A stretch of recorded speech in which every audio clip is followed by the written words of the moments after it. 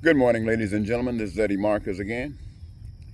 I want to say something that might allow us all as people to recognize the times that we are engaged in, that will perhaps help us to see clear the situation and how we are to deal with it depending upon what we are looking for as an outcome.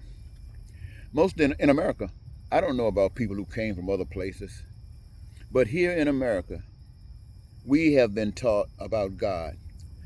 Now, you can imagine that we've been taught different about God. This is why when we have, on one hand, people talk about God, they talk about it in a conservative fashion. Other times people talk about God, they talk about him in a liberal fashion. And each one might try to suggest that it is the proper one while the other is improper. And to me, that sounds just like the right hand saying, I am the one, or the left hand saying, I am the one. When you recognize that if you only got a right hand and no left hand, go ask any person who has one hand. They might have made an adjustment, but one of the greatest gifts they could ever have is to have the emergence of another hand. Because with those two hands, you can move mountains. And with one, you just can't do it. So I'm not going to try to say that conservatism is better than liberal or liberal is better than conservative. They are perspectives that exist. And in order for the body to be able to work in an adequate performance that satisfies the body, it's going to require both. And we as Americans have always indicated that we have had both. We've called ourselves a democracy, the best government on the face of the earth. But I want you to know, ladies and gentlemen, there are governments that have existed before that do not exist now. And their socialization amongst the people of that particular location, let's say Germany. Some of the things that you hear about places like that, and we heard that Germany was terrible. Terrible, terrible, terrible. They say they did some killing. Terrible, terrible. And right now, some of the things that happens in Germany, you would compare it to the United States, you would think Germany is like heavenly compared to us. I read somewhere that in Germany, the only thing that requires you to be a voter in Germany is to be born in Germany.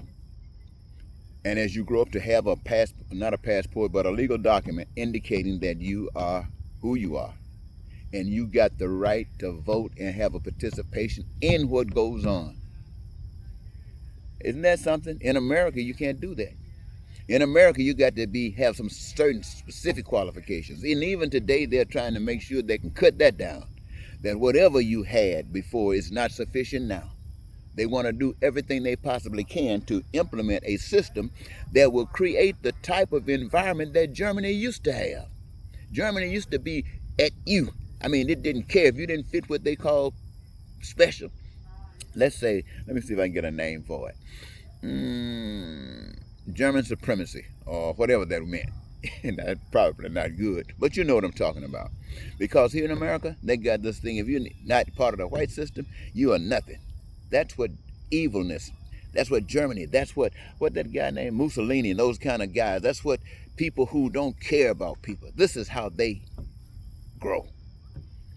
And we have always said we were bigger than that. Well, we might have been bigger than that, but we didn't grow bigger. We just came down the slope. And why did we come down the slope? Because even though we started imperfect, we didn't decide to let's get perfect. We decided to become more imperfect. We decided to make second-class citizens, perhaps third-class citizens. I know in China, I don't know if the history is right, but they used to talk about people who were so suffering that you could put them in a category of third-class citizens. And I guess I mention it sometimes when I think about the gorges that China had built up to protect itself from those mighty waters that could come up and do devastation to them. They thought they had conquered that. But most recently, I've been seeing that those floods have just acted like those dams were made out of paper. And cars and towns and cities have just been washed away just like nothing. Now, I don't know it's true. I just saw it on the news. And I'm thinking, why would that happen? Well, if your people are hurting, if people are suffering, if people are going through all kinds of changes, and when you have said that one man can make a decision for all of the people, And all of the people not sharing the beauty of life. If there are different stages for certain ones, that can tell you that, oh, whoever that one person is from the pit of hell. And you, the people, are empowering that pit of hell. In America, as I said, we've all been taught about God. And we talk about guys who represented God. The most renowned figure we call was Jesus. But there have been many others. People who have gone into the lion's den and walked out. Well, their faith was not up until they got to the challenge. Their faith didn't stop at the door of the lion's den. Their faith took them inside of the door. This is how they recognize and can come out and talk to you about God. There were many, many people. A couple of them that's more renowned than that, or just as renowned, is Meshach, and Abednego. Those guys stood up for God just like I'm talking to you right now. But the challenge became you have to deny. I'm not telling you specifically, but what it does generally says, you got to deny God or we're throwing you into this furnace and burn you up. Their faith didn't stop there. They said, throw us in. And they were thrown in. And that was the chance that God was giving evidence to us. All of those out there who threw them in to recognize that there is a God. Nowadays, we don't do that. We just talk God. Talk God. And when the challenge get great, throw it away. I've talked to people, and people will tell me that I have a wrong perspective of God, that I should be concerned about people that are more close to me. Or, let's say, some of them even say I should be concerned about black people over other people. Yeah, I heard that too. But I can't jive that to my way of what I've been taught about God. And I'm not talking about what I heard or what I read. I'm talking about what God has shown me. It doesn't line up with what I've heard. And now today, things are so pathetic in America. I have people who think they really know God. Who have really chastised me about God, who will say that they have learned that now the only thing they're going to do is look out for their immediate family because no one else cares. No one else is going to give a stink about them. Now, can you imagine every family saying we're only going to look out for my family? And I've talked about dog eat dog. I have seen wild kingdoms. I've seen what they call those things? The lions eating. What are those? Oh man, I can't think of that. Oh my. Hey, ugly man. Ugly. You can see them in the Lion King. Those guys who are attacking the lions, or what are they doing? You know what I'm talking about. The word just eludes me right now, but you know what I'm referring to. When you got lions eating another animal, every animal go out on the field this day, and no one is guaranteed that they're going to come back. They might be eaten by an alligator, or alligator swallowed by a snake. What in the world is this? They call this the animal kingdom. Animal kingdom. And when people have reached themselves reduced themselves to the position is my house against your house, my house. That's the same thing as a dog eat dog. That's the same thing as an elephant eating a lion or a tiger attacking an elephant for a meal. Where's the humanity in that? Where have you grown at? You are just like that animal in the field. Just like that animal in the field. You let someone to reduce you to that. Reduced you to the level of an animal in the field. Well, I'm saying to those of you who say you know God, the challenge is there every day when you run against a situation where you are being abused, whether it's in any situation, if it has to do with your rent, if it has to do with your car payment, if it has to do with going to the store to buy food, whatever is causing you pain and suffering, it is a challenge. It is a time for you to stand up and present the proper way that works for you and would work for anybody else in that situation. One of the biggest lies you can ever accept. And I'm going to say this because I'm not going to talk too long. I got to go deal with some of these other demonic things that are happening in my life. When you were born, hopefully, many of you know what I'm talking about. Even wherever you were born at, your milk, you didn't buy it. It came from your mother. And when your mother had no more milk to give you out of her body, out of her breast, you still needed food. You didn't buy it. They prepared, made sure, at least this is their cry, that they can provide that food for you so that child can eat. They are looking out for you. Every mother Every father, the parents are looking out for their children.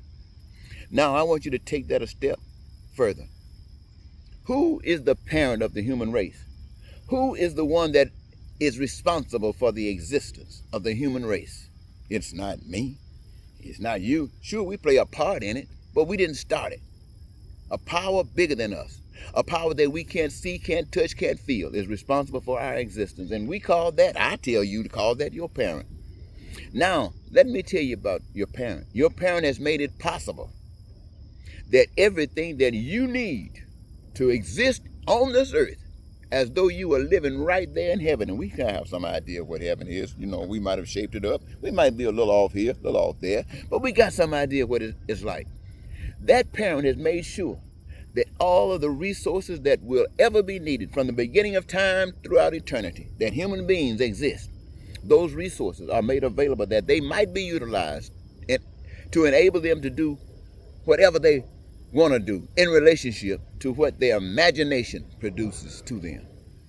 And the people involved become those who are looking after one another.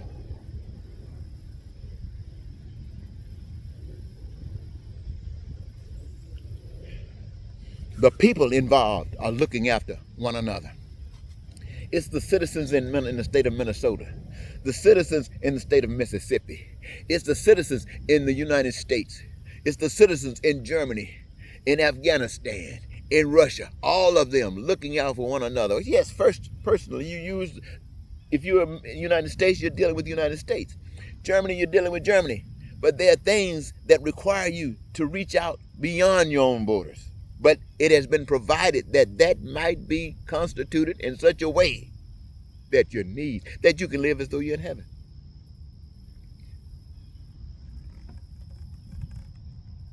That's the way the parent set it up. But do you live that way? Utilizing your gifts that gives you your greatest joy to participate in making a car, using a car, making phones, using the phone, creating food, using the food, or going to Mars or to the moon. All of that. The hands of people working together to make sure that it is achievable. And some liar, some deceiver, and for you who have lived in these countries where you're running away because of the persecution that you're having to go through, you're running away looking for somebody to help you to survive. You see that evil. You're experiencing that evil. And you run. You run. And you come to countries that will receive you, who still have at least that kind of compassion. We used to have that kind of compassion. But we had such an evil force to rise up on the scene in America where they used to contemplate putting a moat there with snakes and alligators to keep you from coming across that border because they are demons themselves. That tells you, my friends, that's one of the indications, that's one of the signs that God is dead in America. But before then, all across the globe, the sign.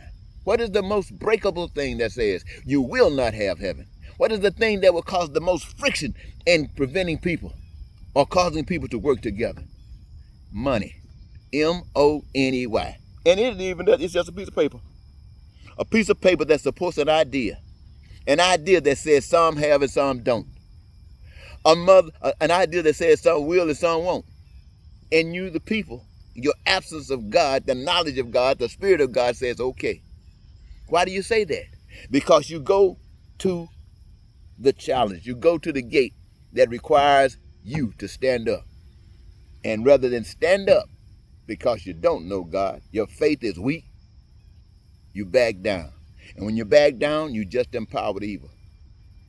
Money has no sense of decency. Money has no reason to operate in any human experience except to deceive you, abuse you, and turn you into what America has turned itself into.